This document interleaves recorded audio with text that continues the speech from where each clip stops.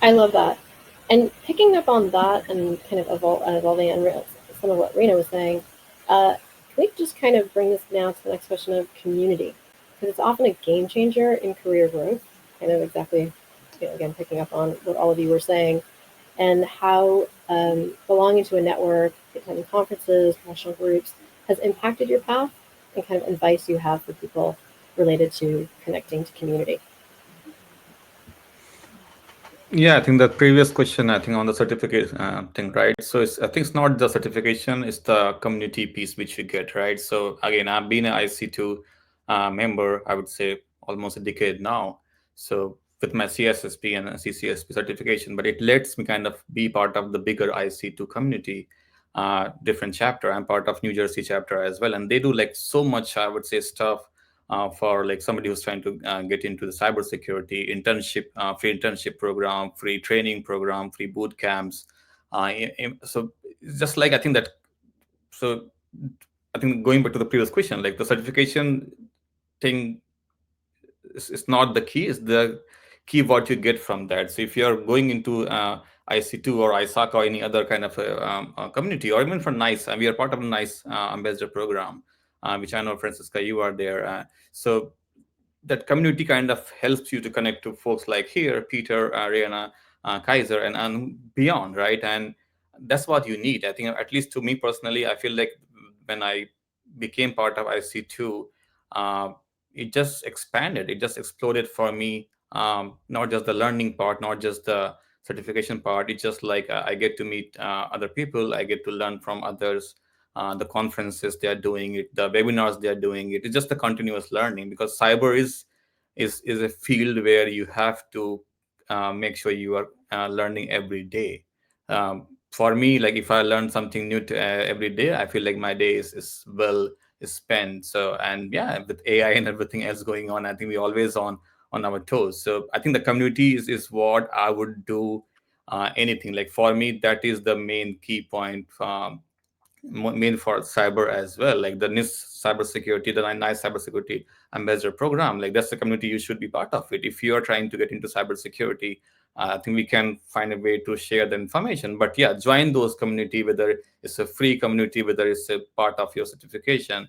But I cannot emphasize more on, like, you have to be part of a community and find those mentors. Like maybe I learned how Peter was explaining things, and I learned how Reanna is talking about like how she started, right? And this is first time I'm talking, I'm sharing a screen with them. So I would love to connect with them on LinkedIn. LinkedIn is a powerful, I would say, community as well. Like this is why I'm here. So yeah, be active, try to tell us stories, uh, and engage, build a relationship with the folks you get inspired from. Even today, I know there's a girl from India. I think she's like 17-year girl. I don't know if you have, probably you have seen her and heard about her. Like she's such an amazing person. I think I kind of got her into the NICE ambassador program, but she inspires me even today. So she texted me like I got invited to Black Hat MEA, and I'm going there. I'm flying there, and she was saying thank you to me, and like to me was like my weekend is like, yeah, she made my weekend. So like those are the things you get, or you either a mentor or either as a mentee. So yeah, the community, the connections is the real, I would say, the diamond. And that's gonna take you long than just anything else. So I think we can keep going on, but I will let Peter, I think, take it from here. Let me give one piece of advice that should be the one that, listen to me, you walk away with today and use. Local.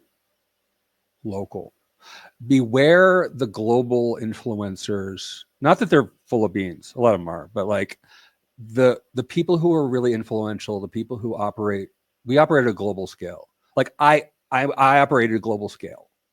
You're not going to get the word out about yourself the way I do anymore. Now, when I started, I would go to LA ISSA meetings and LA ISACA meetings and Los Angeles PMP or PMI meetings and Los Angeles, like local everything. Because to get work, I forgot who said this, like some person probably said this. If anybody knows, please put in the chat. To get work, you have to be known, liked, and trusted. Now, to be known, you have to be remembered, which means repetition. To be liked, you need to make friends. Networking is making friends, right? Find people you like. The ones you don't like, ignore them. They don't like you either. To be trusted is you prove that you can be trusted by doing two really simple things at the beginning. Because at the beginning, you don't know anything. Let's admit that. You're not an expert on anything. And that's fine. It's where you are. What I look for, and I'm always looking for people, it's very hard to find talent these days. It's very hard to find people who can do good work, right? I'm looking for people who are willing to sacrifice time and suffer. Because that's all you have at the beginning is your time and the suffering. How do you prove that you're willing to suffer? You go to meetings like the ISACA meetings I used to go to, and you sit down at the table, the empty seat, and you turn to one side or the other, and you suck up your insecurity and your shyness. Say, hi, I used to say, I'm Peter, totally new here. Who should I meet? And you make that sacrifice. You sacrifice your ego, right? And people respect that. And you keep coming back and offer to help. That's it.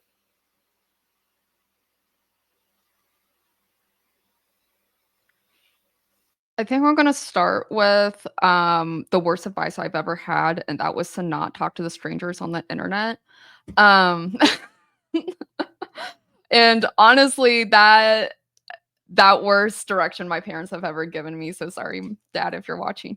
I talk to strangers every day.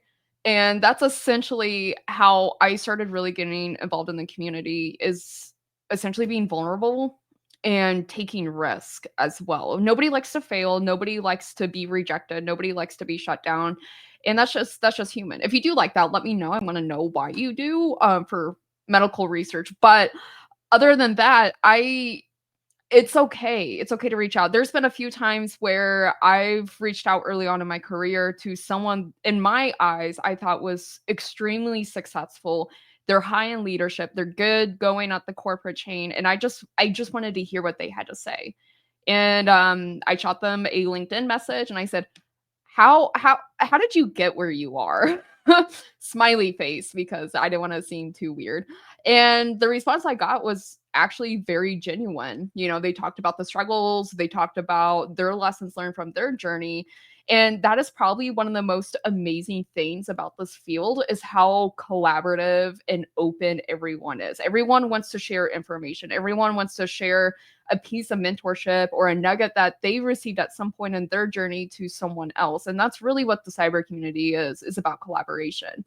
And to be really connected with the community, you have to be engaged, whether that's through LinkedIn, whether that's joining Discord platforms, being involved in your local B-Sites group, or just seeing how you can help someone else. And there got to a point in my journey, I started seeing people make YouTube videos. I started seeing people get on podcasts, you know, doing virtual panels. And I kept thinking to myself, oh my gosh, these people are awesome. Like they're getting out there. They seem so put together. Sometimes we're not, but they seem so put together. And how can I do that? And so that's where, you know, you start submitting call for papers. That's where you start submitting a call for volunteer, just to be involved and meet these connections and hopefully get the mentorship and guidance on just how to get involved out there. Now, some people are crazy like Kyser, who just do it. Everyone's a little bit different on their journey. But again, the point of it is to see how you can aspire and mentor and really just grow your network. Because again, I don't think I've met maybe one terrible person in this field, but that's okay. But out of the hundreds of connections I have, that's a pretty good odd in my opinion. So yeah, that's a great point right there. I always tell people, like, the community is very wholesome, and there's really, in my opinion, there's not a lot of negativity. It does exist, but the community is very wholesome, and we like to welcome newcomers with open arms.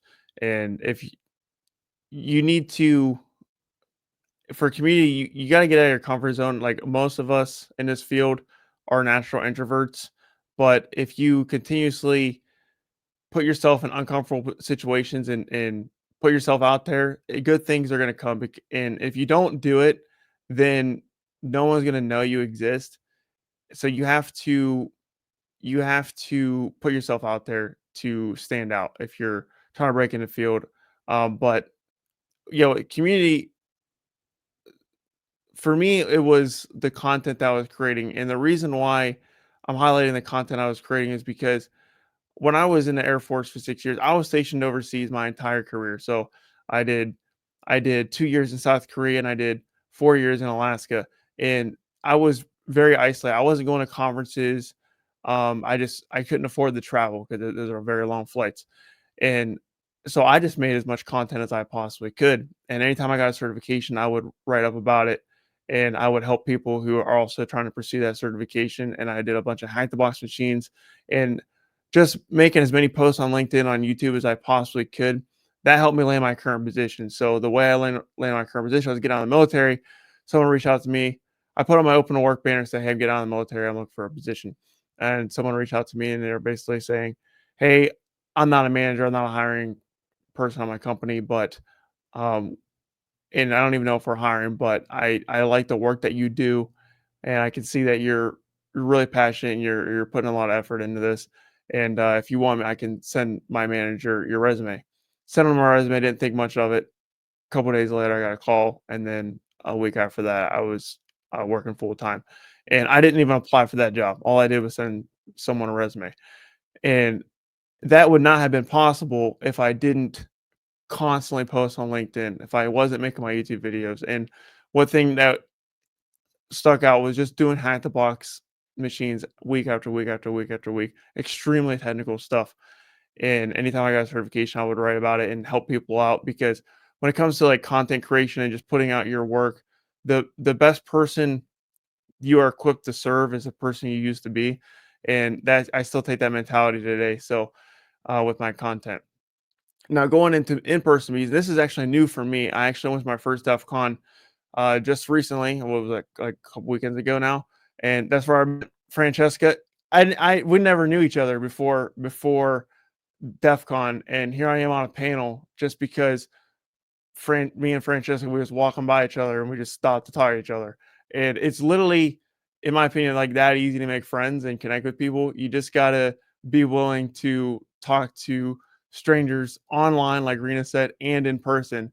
And you never know what's gonna happen. So yes, and I'm doubling down on the in-person events now, because it's the in-person events are huge, but if you can't afford them or you can't travel to them, then you can absolutely break in the field and level up your career, make an impact from online. But eventually you do want to make those in-person events, because those connections are a lot stronger than the ones over the internet.